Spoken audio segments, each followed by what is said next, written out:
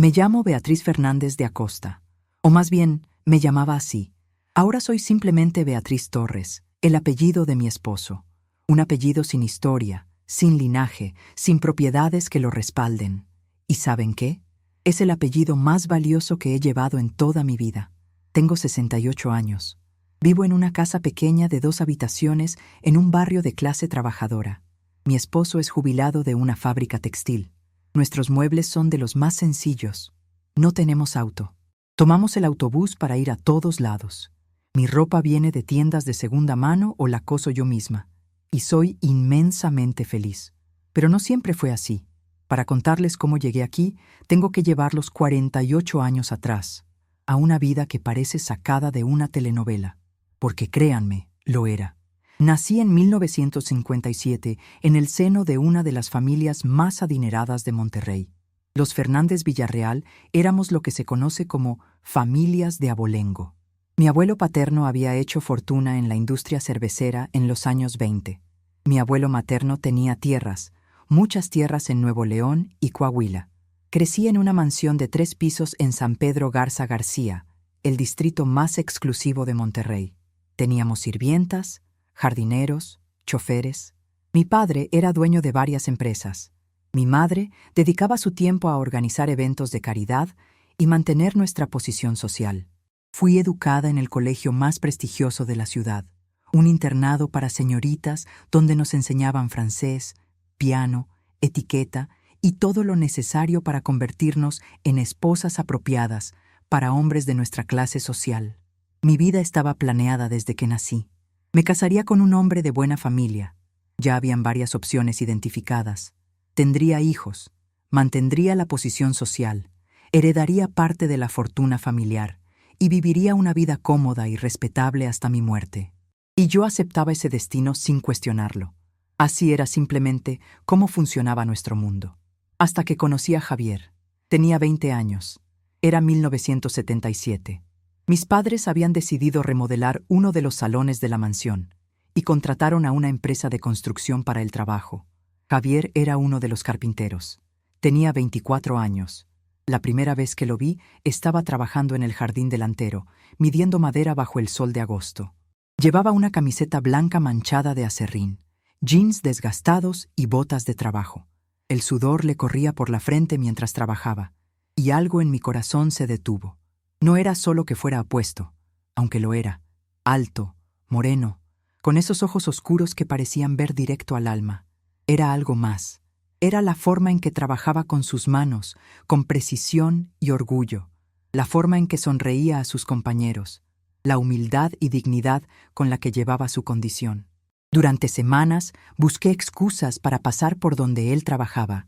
Llevaba limonada a los trabajadores por cortesía. Preguntaba sobre el progreso de la remodelación. Me inventaba razones para estar en ese salón. Mis padres no notaban nada. Para ellos, yo solo era su hija obediente mostrando buena educación al ser cortés con el personal. Nunca imaginaron lo que estaba pasando en mi corazón. Javier tampoco notaba nada al principio. Yo era la hija de los patrones, alguien completamente fuera de su alcance, de su mundo. Me trataba con respeto distante. Nunca levantaba la mirada más de lo necesario. Hasta ese día de septiembre. Fue un sábado. Mis padres habían salido a comer con unos socios. La mayoría del personal tenía su día libre. Yo estaba en el jardín trasero, leyendo bajo mi árbol favorito, cuando escuché ruido en el salón que estaban remodelando. Me asomé y ahí estaba Javier, trabajando solo. Aparentemente había venido en su día libre para adelantar un trabajo que estaba retrasado. ¿Trabajando en sábado?, pregunté desde la puerta. Él se sobresaltó, casi deja caer el martillo. «Señorita Beatriz», dijo quitándose la gorra. «No sabía que había alguien en casa. Perdón por el ruido. ¿Puedo volver mañana?» «No», dije rápidamente. «No, está bien. Solo tenía curiosidad». Nos quedamos mirando por un momento, y en ese momento algo cambió. Por primera vez, él realmente me miró.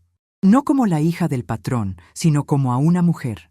Y yo vi en sus ojos que él sentía lo mismo que yo había estado sintiendo durante semanas. «¿Puedo ver lo que está haciendo?», pregunté entrando al salón. «No creo que sea apropiado, señorita». «Por favor», dije. «Solo quiero ver».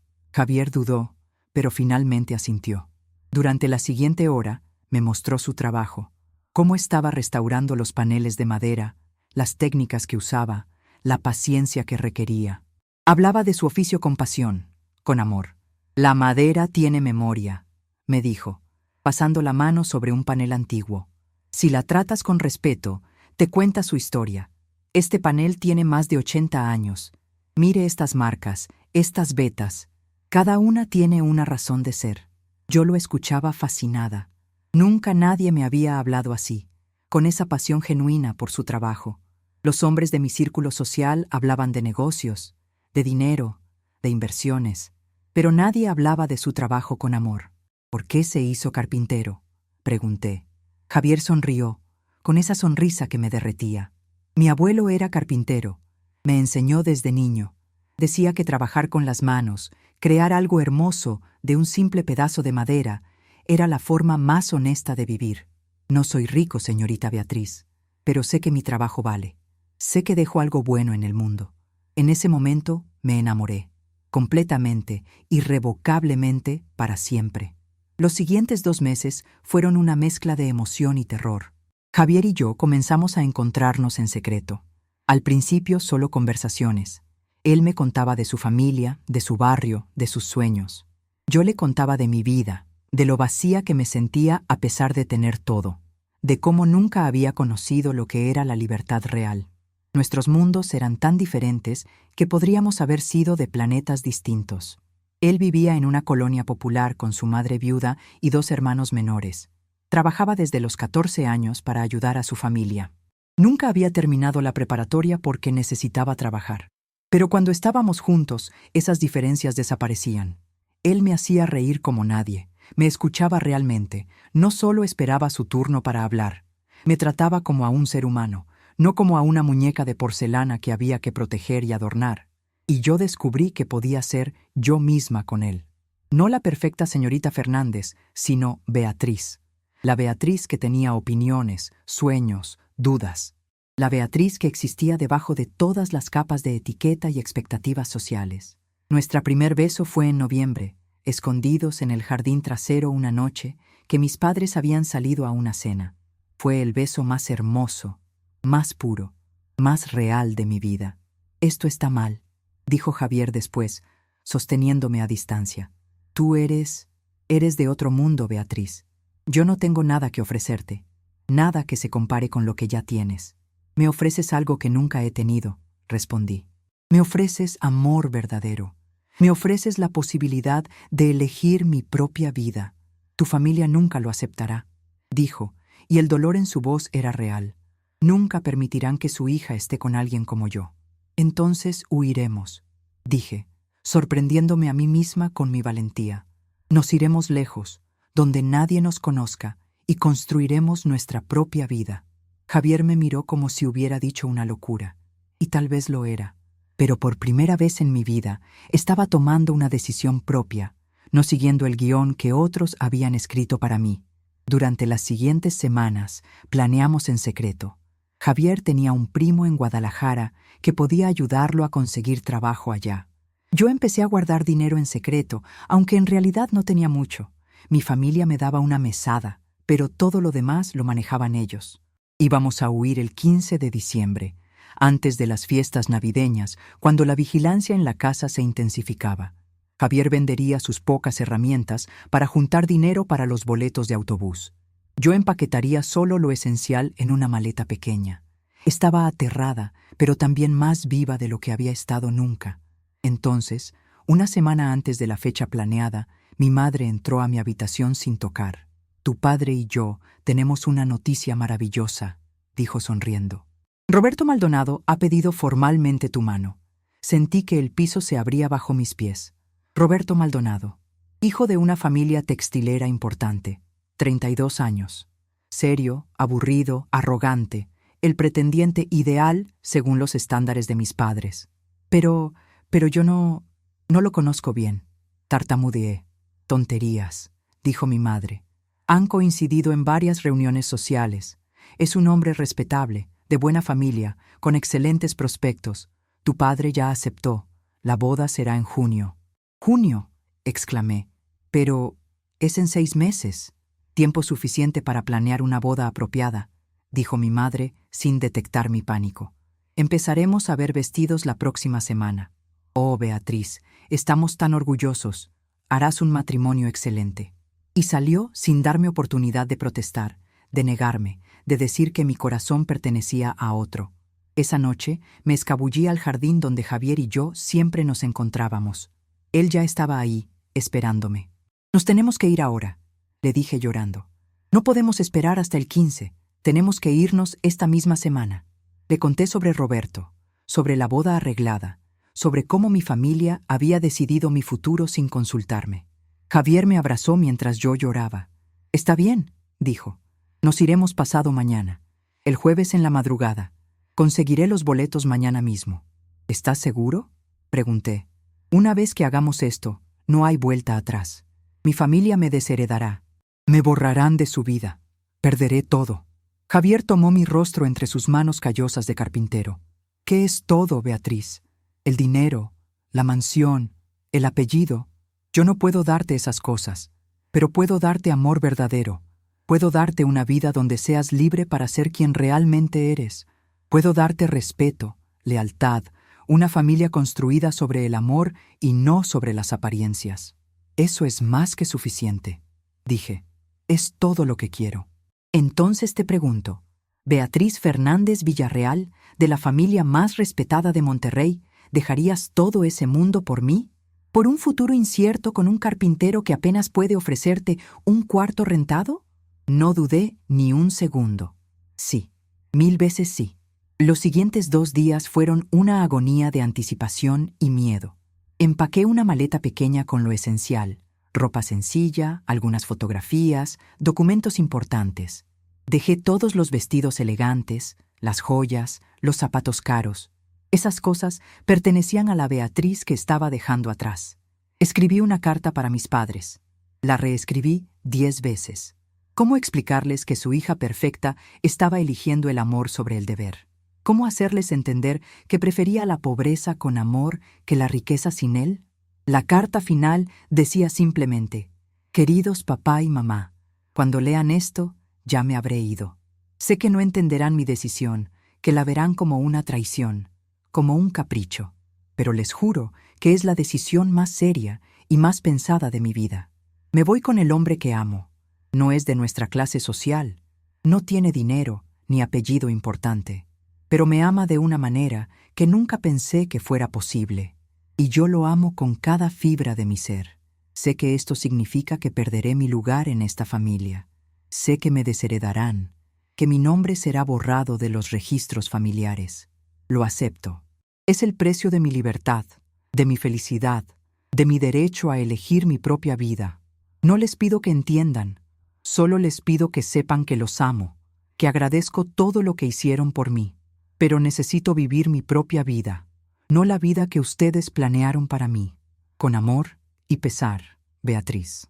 El jueves llegó, la madrugada más importante de mi vida. Me levanté a las 4 de la mañana, cuando toda la casa dormía. Me vestí con ropa sencilla, jeans, que nunca me habían permitido usar, una blusa simple, tenis. Me miré en el espejo y no reconocí a la mujer que me devolvía la mirada. Ya no era la señorita Fernández de las fiestas elegantes y los vestidos de diseñador. Era simplemente Beatriz, una mujer enamorada a punto de cambiar su vida para siempre. Tomé mi maleta, dejé la carta sobre mi cama perfectamente hecha y salí de esa mansión por última vez. Javier me esperaba en la esquina, tal como habíamos planeado. Llevaba una mochila pequeña con todas sus pertenencias. Cuando me vio, sonrió, y en esa sonrisa vi todo nuestro futuro. «¿Lista?», preguntó. «Lista», respondí. Nos tomamos de la mano y caminamos hacia la estación de autobuses. El sol apenas comenzaba a salir. Monterrey despertaba lentamente, y yo estaba dejando atrás toda mi vida conocida por un futuro incierto. No miré atrás, ni una sola vez. Llegamos a la estación. Javier compró 2 boletos a Guadalajara. Nos sentamos en la sala de espera, apretados entre decenas de personas que viajaban con gallinas, bultos, niños llorando. Tan diferente de los viajes en primera clase que había hecho toda mi vida. Y era perfecto. Cuando llamaron nuestro autobús, subimos juntos. Encontramos asientos en la parte de atrás. El autobús era viejo, los asientos incómodos, olía a diésel y comida. No me importaba. Javier tomó mi mano mientras el autobús arrancaba. «Última oportunidad», dijo. «Todavía puedes bajarte. Todavía puedes volver». Apreté su mano. «Mi lugar está contigo. Ahora, mañana, siempre». El autobús salió de la estación. Vi Monterrey desaparecer por la ventana. Mi ciudad, mi familia, mi vida anterior, todo quedaba atrás. Apoyé mi cabeza en el hombro de Javier y cerré los ojos. Por primera vez en mi vida, no tenía idea de qué me esperaba. No tenía planes seguros, ni futuro garantizado, ni red de seguridad. Y nunca había sido tan feliz. No sabía entonces cuán difícil sería el camino que acabábamos de comenzar. No sabía del dolor, del trabajo duro, de los años de lucha que nos esperaban. No sabía que mi familia cumpliría su amenaza y me borraría completamente de su vida. Pero tampoco sabía de la felicidad inmensa que descubriría, del amor que crece más fuerte en la adversidad, de los hijos hermosos que tendríamos, de la vida rica, aunque no en dinero, que construiríamos juntos. Esa madrugada de diciembre de 1977, dejé de ser Beatriz Fernández Villarreal, heredera millonaria, y me convertí en Beatriz Torres, una mujer libre. Y créanme cuando les digo, fue el mejor intercambio de mi vida. El viaje en autobús duró 8 horas. 8 horas que usé para despedirme mentalmente de todo lo que había sido mi vida. Cada kilómetro que nos alejaba de Monterrey era un kilómetro más hacia lo desconocido. Javier se quedó dormido a mitad del camino, exhausto por la tensión de los últimos días. Yo lo observaba mientras dormía, con su cabeza recostada contra la ventana sucia del autobús. Este hombre había arriesgado todo por mí. Había dejado su trabajo estable, su familia, su ciudad, todo por una mujer que no sabía ni freír un huevo, porque esa era la verdad que aún no les he dicho. Yo no sabía hacer absolutamente nada práctico. Había crecido con sirvientas que cocinaban, limpiaban, lavaban mi ropa. Nunca había tomado un autobús urbano sola. Nunca había pagado una cuenta de luz. Nunca había buscado trabajo. Estaba completamente, aterradoramente, despreparada para la vida que había elegido. Llegamos a Guadalajara al atardecer. La estación de autobuses era un caos de gente, vendedores ambulantes, ruido. Javier tomó nuestras maletas y mi mano, guiándome entre la multitud. «Mi primo Marcos nos va a recoger», dijo. «Le hablé ayer. Nos va a ayudar a conseguir un cuarto y trabajo». Marcos llegó media hora después en una camioneta vieja llena de abolladuras. Era un hombre robusto de unos 30 años, con sonrisa amable y manos de trabajador. «Así que esta es la famosa Beatriz», dijo, dándome la mano. «Javier me contó todo. Tienes agallas, muchacha. Dejar todo ese dinero por amor, eso sí que es valentía». Nos llevó a su casa en una colonia popular al este de la ciudad. Marcos vivía con su esposa Lupita y sus 3 hijos en una casa pequeña de 2 habitaciones. Nos ofrecieron quedarnos con ellos mientras encontrábamos algo propio. «No es mucho», dijo Lupita, mostrándonos el cuarto que compartirían con nosotros. «Pero es limpio y seguro. Pueden quedarse el tiempo que necesiten». Esa primera noche dormí en un colchón en el piso, cubierta con sábanas prestadas que habían visto mejores días. Podía escuchar a los niños de Marcos jugando en la habitación de al lado, a los vecinos conversando a través de las paredes delgadas, el ruido de la calle que nunca cesaba completamente. Y lloraba en silencio, mordiéndome los labios para no hacer ruido, mientras Javier dormía a mi lado. No lloraba de arrepentimiento. Lloraba por el shock, por el cambio abrupto, por el miedo de no saber si podría lograrlo. ¿Cómo iba a sobrevivir en este mundo que no conocía? Javier despertó y me abrazó. «Sé que es difícil», susurró. «Sé que es muy diferente de lo que conocías. Si quieres volver...» «No», dije firmemente, secándome las lágrimas. «No quiero volver. Solo necesito tiempo para adaptarme. Lo haremos juntos», prometió. «Paso a paso, lo haremos juntos». Los primeros meses fueron los más duros de mi vida. Javier consiguió trabajo en una mueblería, haciendo entregas y ayudando con reparaciones. Ganaba 800 pesos a la semana. 800 pesos. Yo solía gastar más que eso en un par de zapatos. Yo necesitaba trabajar también, pero no tenía habilidades. No había terminado ninguna carrera. Mi educación había consistido en francés, piano, bordado y etiqueta. Nada de eso servía para conseguir empleo en el mundo real.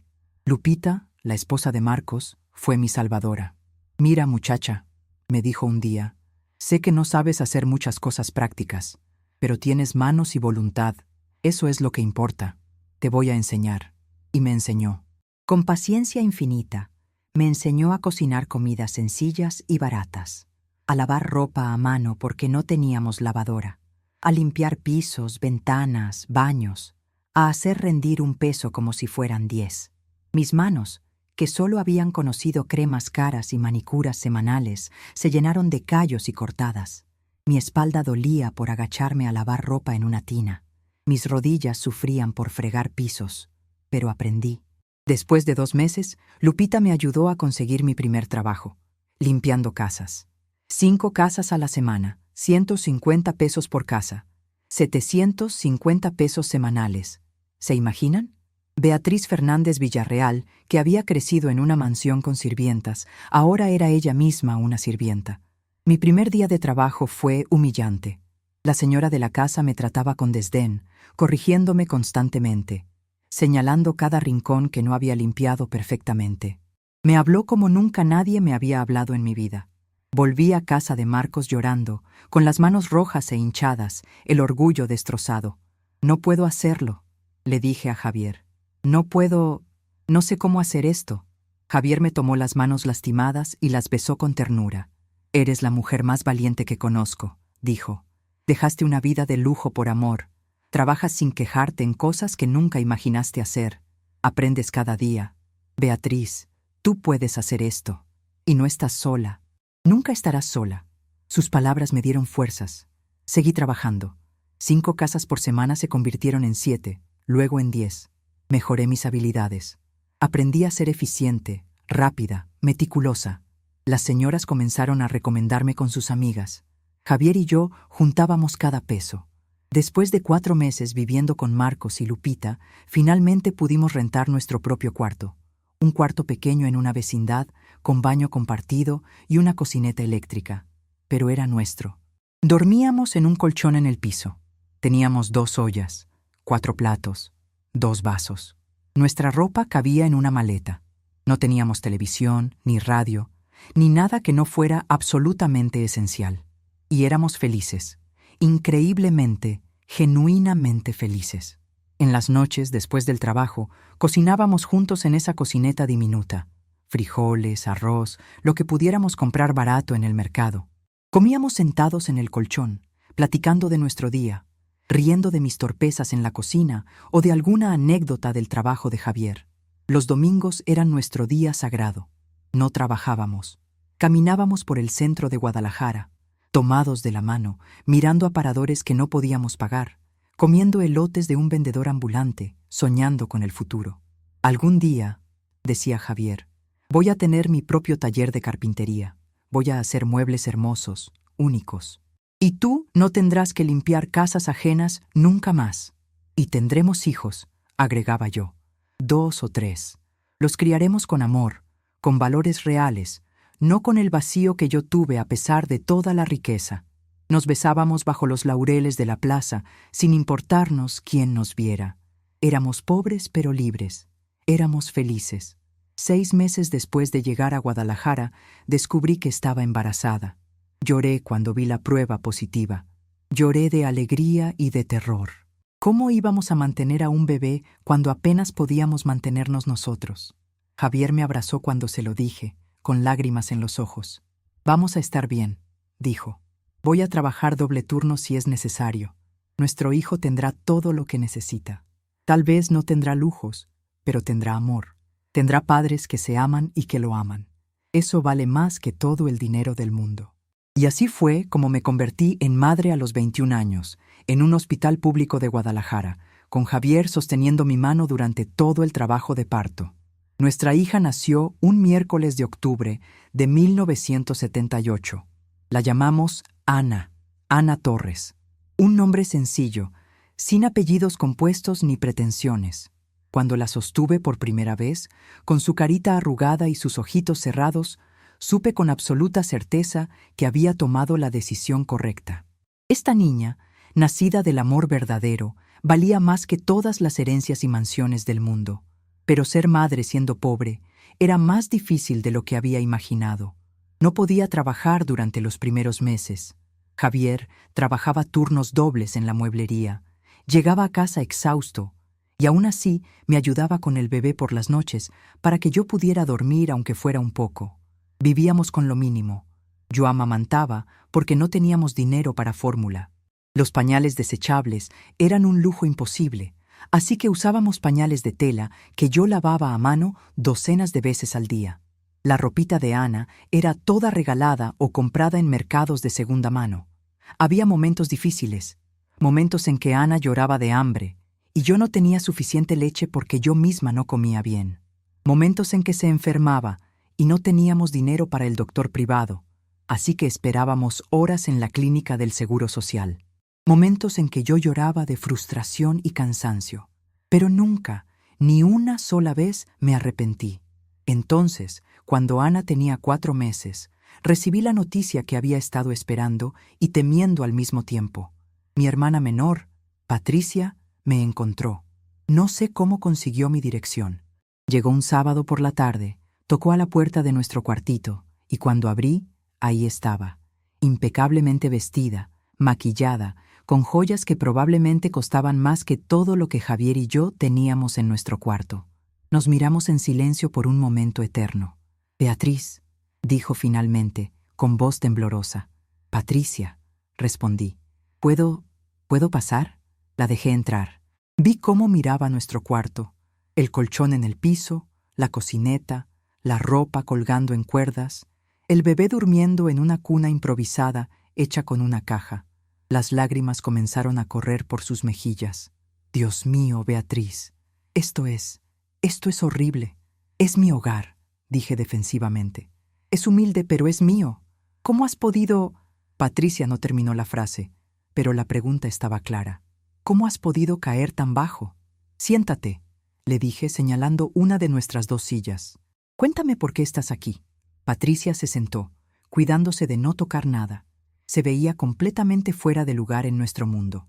«Te estuve buscando durante meses», dijo. «Papá prohibió tu nombre en casa. Mamá llora todas las noches, pero yo necesitaba saber que estabas bien. Contraté un investigador privado. Me costó 3 meses encontrarte. Estoy bien», dije. «Mejor que nunca, de hecho». Patricia me miró como si hubiera dicho una locura. «¿Bien?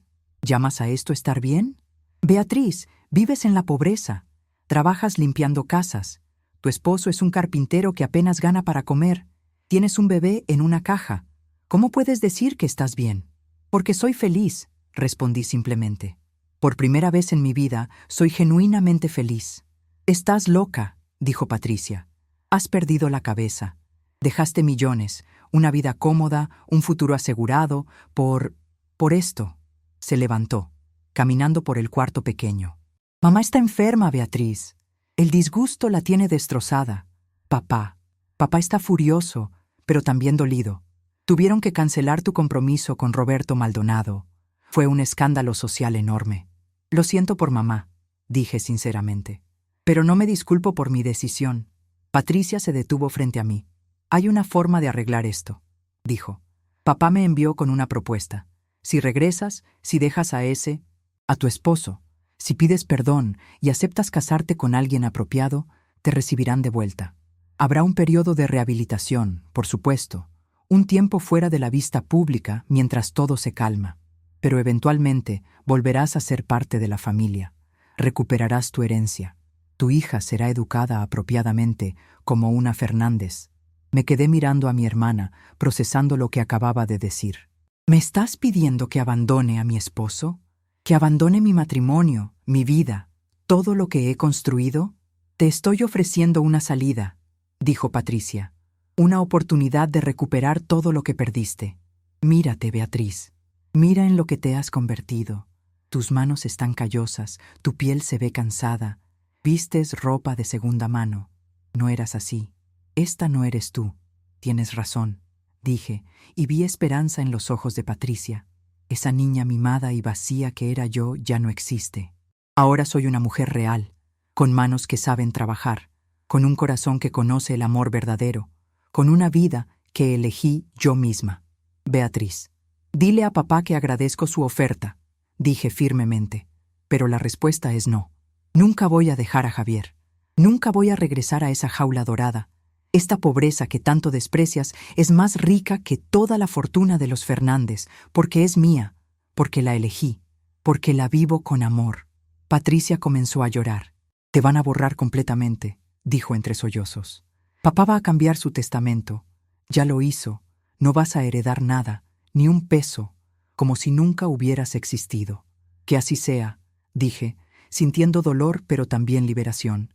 No necesito su dinero. Tengo algo mucho más valioso. En ese momento, Ana despertó y comenzó a llorar. La levanté de su cuna caja, la acuné contra mi pecho. Se calmó inmediatamente, reconociendo el latido de mi corazón. Patricia nos miraba, con lágrimas corriendo por su rostro perfectamente maquillado. ¿De verdad eres feliz?, preguntó en voz baja. ¿De verdad no te arrepientes? Mira a mi hija, dije. Nació del amor verdadero. Está creciendo en un hogar lleno de amor, aunque sea pobre. Tengo un esposo que me ama, me respeta, me ve como su igual. Trabajo duro, sí, pero trabajo con dignidad. Cada peso que gano es mío, no una mesada que alguien me da con condiciones. Cada decisión que tomo es mía. Patricia, por primera vez en mi vida, soy libre. ¿Cómo podría arrepentirme de eso? Mi hermana se quedó callada por un largo momento. No puedo entenderte, dijo finalmente. Pero te envidio. Nunca había visto esa luz en tus ojos antes, ni cuando estábamos en la mansión, ni cuando tenías todo lo que el dinero podía comprar. Se levantó para irse. No voy a volver, dijo. No puedo. Papá me prohibió buscarte. Si se entera de que vine, habrá consecuencias. Lo entiendo, dije. En la puerta, Patricia se volvió una última vez. ¿Puedo sostenerla? ¿A tu hija? Le pasé a Ana con cuidado. Patricia la sostuvo torpemente, con miedo, como si fuera de cristal. Miró el rostro de mi hija y las lágrimas volvieron. Es hermosa, susurró. Tiene tus ojos. Y el alma de su padre, dije con orgullo. Patricia me devolvió a Ana, me dio un abrazo rápido y se fue. Nunca volví a verla. Esa noche, cuando Javier llegó del trabajo, le conté sobre la visita de Patricia, sobre la oferta de mi padre, sobre la confirmación de que había sido desheredada completamente. ¿Te arrepientes?, preguntó Javier con miedo en los ojos. Ni un segundo, respondí. Ni un maldito segundo. Los años siguientes fueron años de trabajo duro y crecimiento. Javier ahorró peso por peso hasta que pudo comprar herramientas propias y empezar a hacer trabajos de carpintería independientes los fines de semana. Yo seguí limpiando casas, pero también empecé a ofrecer servicios de costura, haciendo arreglos de ropa. Vivíamos al día, pero vivíamos, y cada pequeño logro era una victoria. Cuando finalmente compramos una cama real para dejar el colchón en el piso, cuando conseguimos un refrigerador usado, cuando pudimos mudarnos a un departamento con un cuarto separado para Ana. Tuvimos otro hijo 2 años después de Ana, un varón que llamamos David, y 3 años después de David llegó nuestra pequeña Lucía. 3 hijos criados en un departamento pequeño, con lo mínimo material pero lo máximo en amor. 3 hijos que nunca conocieron a sus abuelos maternos, que nunca pisaron la mansión donde su madre creció, que nunca supieron de la herencia que pudieron tener. Pero 3 hijos que crecieron felices, seguros, amados. Y yo, la exheredera millonaria, ahora madre de 3 niños en un departamento modesto, trabajando cada día para llegar a fin de mes, era más feliz de lo que nunca había sido en mi mansión, porque había descubierto la verdad más importante de la vida. La riqueza verdadera no está en las cuentas bancarias, está en las manos que sostienen las tuyas, en los ojos que te miran con amor real, en los hijos que crecen sanos y felices, en las noches durmiendo junto al hombre que elegiste, sin importar las consecuencias. Pero la historia no termina ahí, porque el destino tenía más sorpresas guardadas para mí, y algunas de ellas cambiarían todo otra vez. Pasaron 15 años de trabajo duro, de sacrificios, de vivir al día pero también de amor, risas y momentos que ningún dinero puede comprar. Ana tenía 15 años, David 13 y Lucía 10. Javier había logrado establecer su propio taller de carpintería pequeño pero respetado. Yo ya no limpiaba casas. Ahora trabajaba en una tienda de telas donde también daba clases de costura los sábados. No éramos ricos, ni siquiera de clase media, pero habíamos salido de la pobreza extrema. Teníamos un departamento de 3 habitaciones. Los niños iban a escuelas públicas pero buenas. Podíamos pagar sus útiles, su ropa, incluso alguna salida ocasional al cine.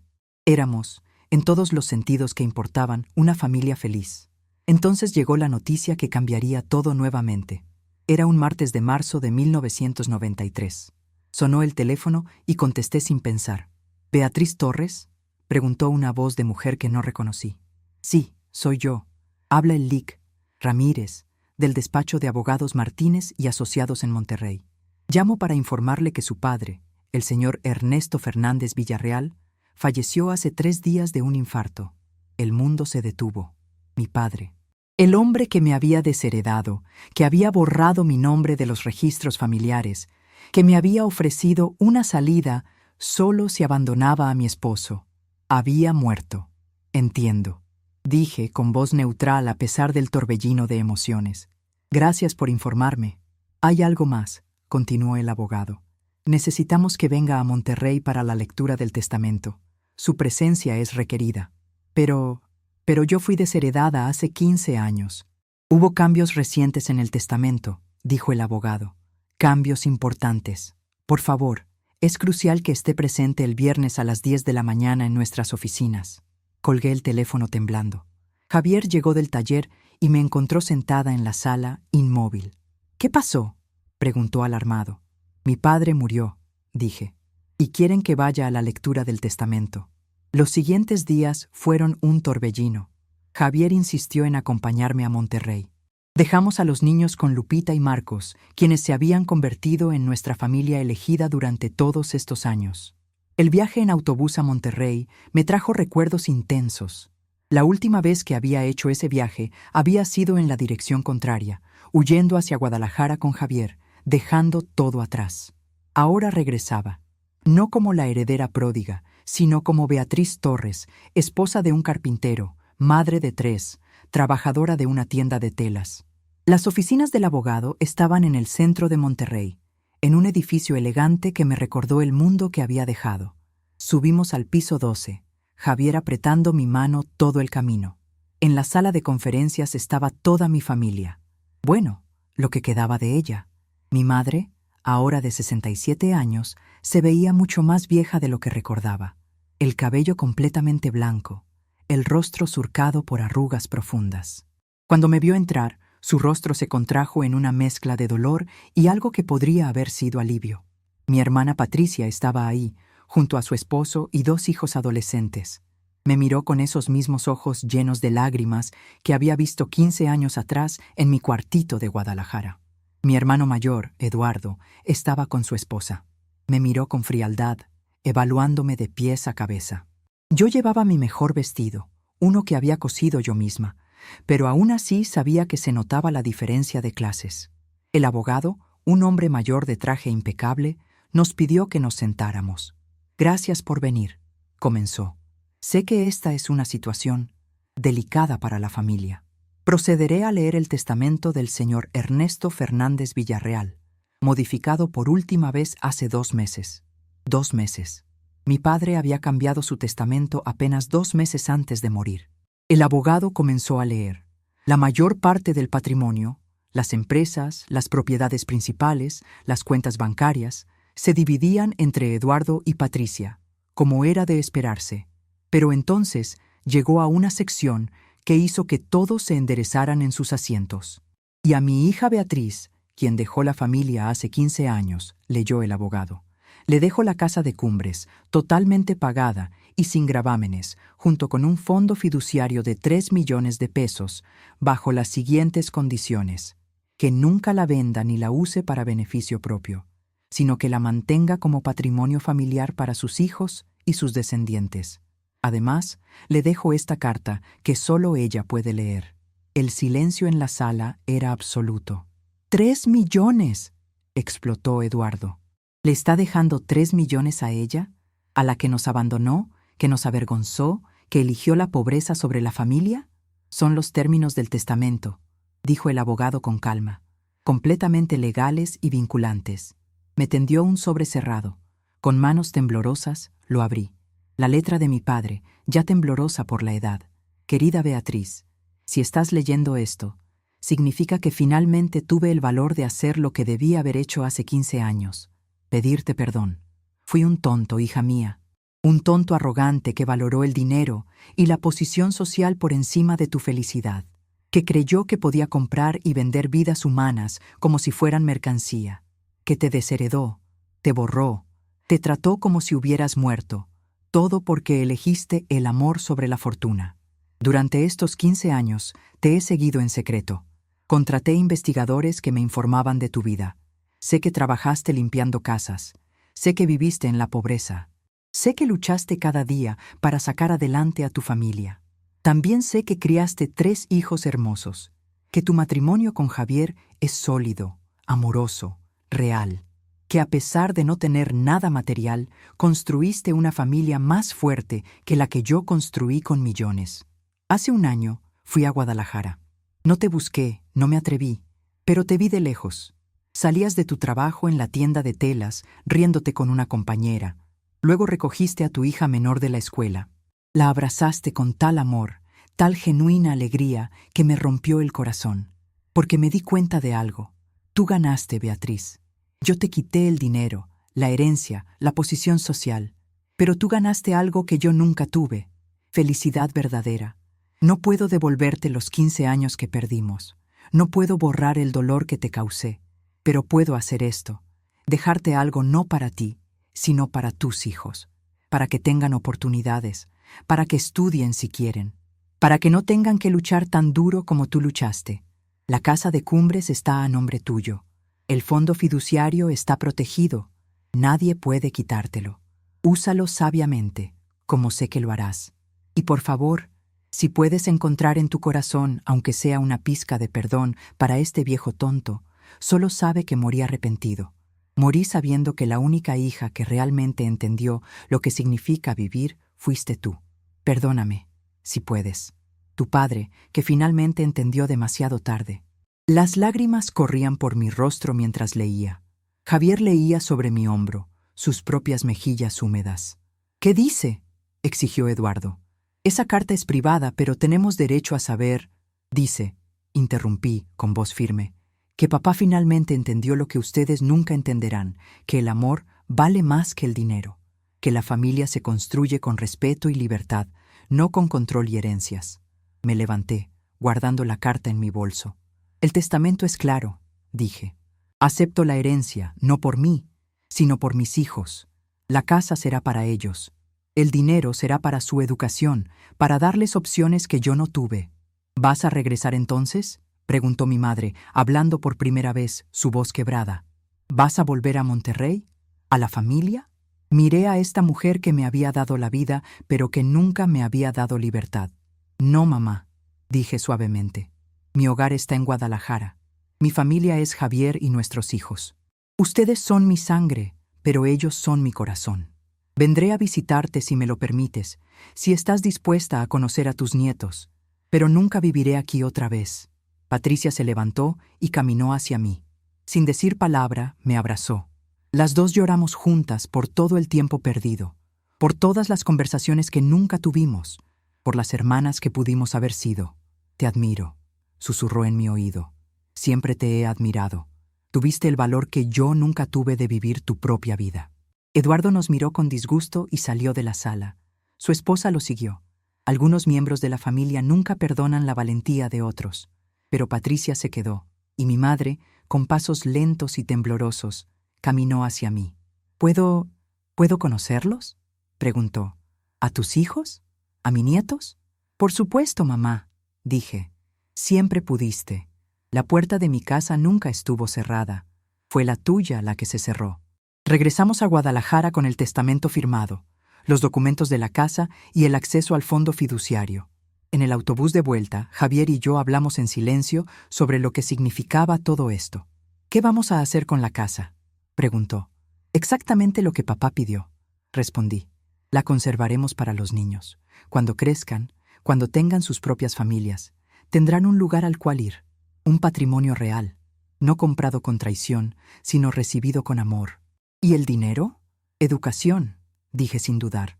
Ana quiere estudiar medicina. David sueña con ser arquitecto. Lucía todavía no decide, pero necesitará opciones. Ese dinero les dará lo que yo nunca tuve, la libertad de elegir su propio camino sin que la pobreza limite sus sueños. Javier me tomó la mano. ¿Te arrepientes?, preguntó. Ahora que tu padre finalmente reconoció que tuviste razón, ¿te arrepientes de todos esos años de lucha? Lo pensé seriamente antes de responder. No, dije finalmente. Ni un segundo, porque esos años de lucha me hicieron quien soy. Me enseñaron el valor real de las cosas. Me mostraron lo que realmente importa. Si hubiera tenido el dinero desde el principio, tal vez habría sido más fácil, pero no habría sido más rico. ¿Entiendes la diferencia? Javier sonrió. La entiendo perfectamente. Los años siguientes trajeron cambios, pero también continuidad. Mantuvimos nuestra vida en Guadalajara, en el mismo departamento, con los mismos trabajos. El dinero de la herencia lo pusimos en un fondo para la educación de los niños, tal como prometimos. Ana estudió medicina, con el fondo pagando su universidad. Se especializó en medicina rural, trabajando en comunidades pobres. Vi cómo vivían mis padres, me dijo una vez, cómo luchaban con dignidad. Quiero ayudar a familias como la que fuimos. David estudió arquitectura, pero no diseña mansiones para ricos. Diseña viviendas sociales, proyectos de interés público. Crecí en un departamento pequeño, dice, pero nunca me sentí pobre de amor. Quiero que otras familias tengan hogares dignos. Lucía se hizo maestra, enseñando en escuelas públicas de barrios marginados. Mamá me enseñó que la verdadera riqueza está en dar, dice, en construir algo más grande que nosotros mismos. Mis 3 hijos crecieron sin lujos, pero con valores, sin dinero en abundancia, pero con amor en exceso. Y se convirtieron en personas de bien, en adultos que entienden que el valor de una persona no está en su cuenta bancaria. Mi madre vino a visitarnos varias veces antes de morir hace 5 años. Conoció a sus nietos, jugó con ellos, los abrazó. En su lecho de muerte me tomó la mano. Tenías razón, susurró. Siempre tuviste razón. Perdóname por no haber tenido tu valentía. No hay nada que perdonar, mamá, dije. Solo te pido que mueras en paz sabiendo que tu hija fue feliz. Muy, muy feliz. Patricia y yo reconstruimos nuestra relación. Nos visitamos regularmente. Sus hijos y los míos se conocieron, se hicieron primos, se hicieron amigos. Una vez me confesó que envidiaba mi vida. Tienes tan poco en términos materiales, dijo, pero eres tan rica en todo lo que importa. Yo tengo la mansión, el dinero, la posición social, pero mi matrimonio es frío. Mis hijos me ven como un cajero automático, y no recuerdo la última vez que reí de verdad como tú ríes. Nunca es demasiado tarde, le dije. Nunca es demasiado tarde para elegir la felicidad sobre la apariencia. Ahora tengo 68 años. Javier tiene 72. Seguimos viviendo en Guadalajara, aunque ahora en una casa pequeña que compramos hace 10 años. Javier está jubilado, pero sigue haciendo algunos trabajos de carpintería, por amor al arte, como dice. Yo sigo dando clases de costura, no porque necesite el dinero, sino porque me gusta. Tenemos 7 nietos. 7 hermosos nietos que conocen la historia de su abuela, cómo dejó millones por amor, cómo trabajó limpiando casas, cómo construyó una familia sobre amor verdadero en lugar de dinero falso. La casa de Cumbres sigue ahí, a nombre mío, esperando. Nunca la vendimos. Es el lugar donde nos reunimos todos los diciembres, las 3 familias, Ana con su esposo y 2 hijos, David con su esposa e hijo, Lucía con sus 3 hijos, una mansión llena de amor, risas y familia. Pero después de las fiestas, Javier y yo siempre regresamos a nuestra casita en Guadalajara, porque ahí es donde está nuestro corazón. La gente me pregunta a veces si me arrepiento, si lamento haber dejado la fortuna familiar, si me duele lo que perdí. Y mi respuesta es siempre la misma. No perdí nada que valiera la pena conservar. Perdí millones de pesos.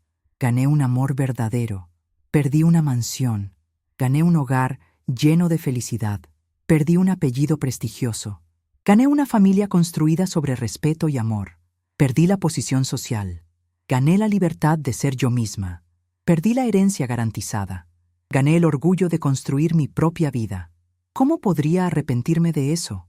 Miro atrás a esa mañana de diciembre de 1977, cuando una muchacha de 20 años con una maleta pequeña caminó lejos de una mansión hacia una vida completamente incierta. Miro a esa Beatriz joven, aterrada pero valiente, y quiero decirle, lo lograste, valió la pena. Cada lágrima, cada sacrificio, cada momento difícil valió absolutamente la pena, porque aprendí la lección más importante de la vida. La verdadera riqueza no se mide en pesos y centavos, se mide en amor compartido, en manos sostenidas, en risas genuinas, en lágrimas secadas por alguien que realmente te ama. Se mide en hijos que te respetan no por tu dinero, sino por tu ejemplo, en nietos que prefieren tus abrazos que cualquier juguete caro, en un esposo que después de 48 años todavía te mira como si fueras el mejor regalo que la vida le dio. A veces, Javier y yo nos sentamos en el porche de nuestra casita, tomados de la mano, mirando el atardecer. Él con sus manos callosas de carpintero, yo con mis manos marcadas por años de trabajo. ¿Lo volverías a hacer?, me pregunta a veces. Si pudieras regresar el tiempo, ¿elegirías la misma vida? Y cada vez, sin un segundo de duda, respondo, 1000 veces sí, 1.000.000 de veces sí. Porque el amor verdadero, la libertad real, la felicidad genuina, eso no tiene precio. Y yo soy prueba viviente de que puedes perderlo todo y aún así ser la persona más rica del mundo. No por lo que tienes, sino por lo que amas. No por lo que posees, sino por lo que construyes. No por tu cuenta bancaria, sino por tu capacidad de amar sin límites ni condiciones.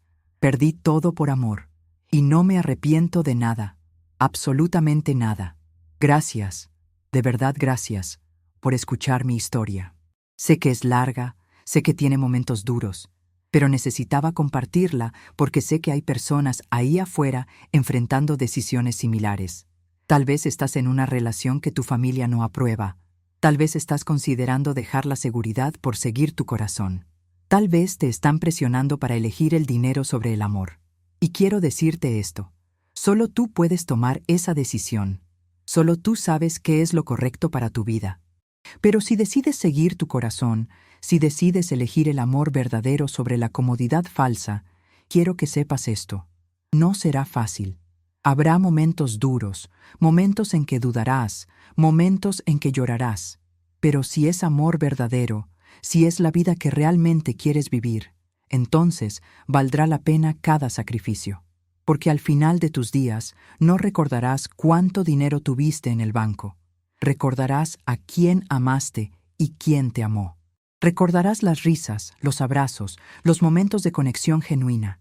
Eso es lo que se lleva el alma cuando dejamos este mundo.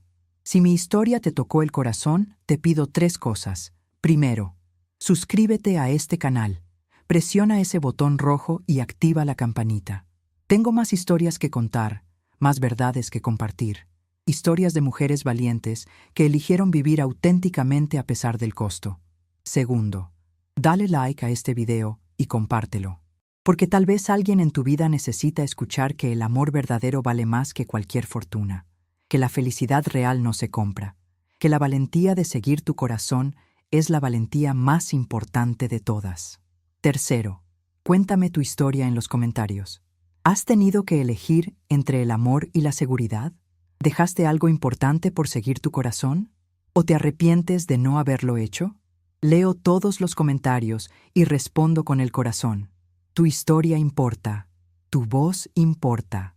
Y recuerda esto, nunca es demasiado tarde para elegir la felicidad. Nunca es demasiado tarde para vivir auténticamente. Nunca es demasiado tarde para seguir tu corazón. Yo lo hice a los 20 años y cambió mi vida para siempre.